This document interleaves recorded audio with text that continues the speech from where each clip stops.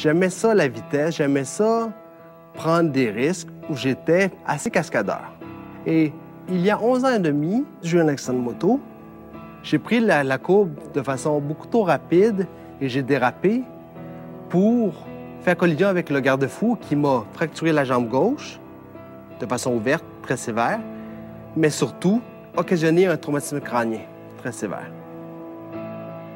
J'ai fait un coma profond. 6 mois suivant l'accident, j'ai pris conscience de ce qui m'était arrivé et quand j'ai vu le fauteuil roulant à côté de mon lit, c'était le cauchemar. Pour moi, il y a 2 vies. Il y a une vie avant l'accident et une vie après. Et ma vie après l'accident, je m'en serais passé pour tout le long du monde.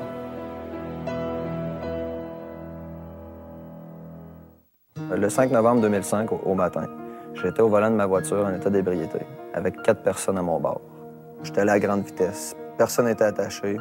J'ai passé par-dessus un garde-fou pour ensuite tomber dans un ravin.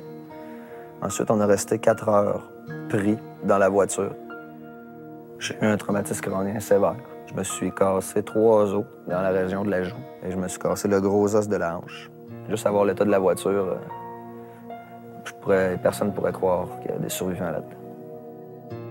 Ce qui était le plus dur pour moi, c'est de vivre avec la culpabilité. J'ai honte de ce que j'ai fait. Personne ne mérite ça. Personne ne doit faire subir ça à quelqu'un d'autre. Tout le monde le sait, tout le monde le voit à la télévision, mais il n'y a personne qui veut y faire face.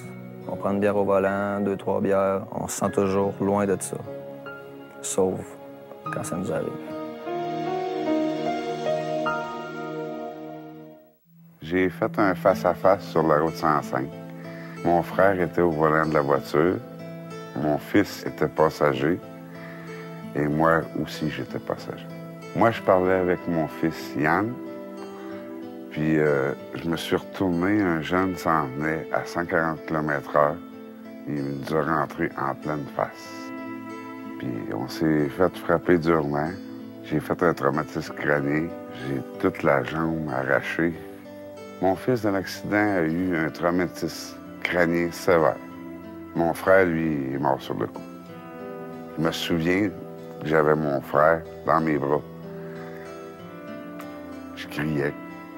Un morceau de ma vie qui est parti avec lui. C'est dur d'en parler encore. Puis ça fait 7 ans. La vitesse, ça n'a pas sa place sur la route. Le 21 septembre 2008, je prenais une marche le soir avec mon chien. Il y a un véhicule qui roulait relativement vite. J'ai pas eu le temps de l'éviter à cause de la vitesse. Il m'a frappé. J'ai volé dans les airs et en essayant de m'éviter, il m'a repassé sur le corps avec son véhicule. J'avais une fracture ouverte au fémur gauche, une double fracture au bras droit. J'avais eu un traumatisme crânien. Puis quand ils m'ont dit que j'avais été très chanceuse de ne pas être morte, c'était peurant, là. Tout ça parce qu'un soir, quelqu'un roulait trop vite. Ça a changé ma vie, cet accident-là. Pas juste pour moi, je pense, pour mon entourage aussi, ma famille, ma fille aussi. Que sa mère puisse pas la prendre dans ses bras, là, de la soulever là, par terre. Puis qu'elle me le demande souvent. Pourquoi tu peux pas me prendre, maman? Je peux pas te prendre à cause de mes blessures, sinon je te prendrais, c'est sûr.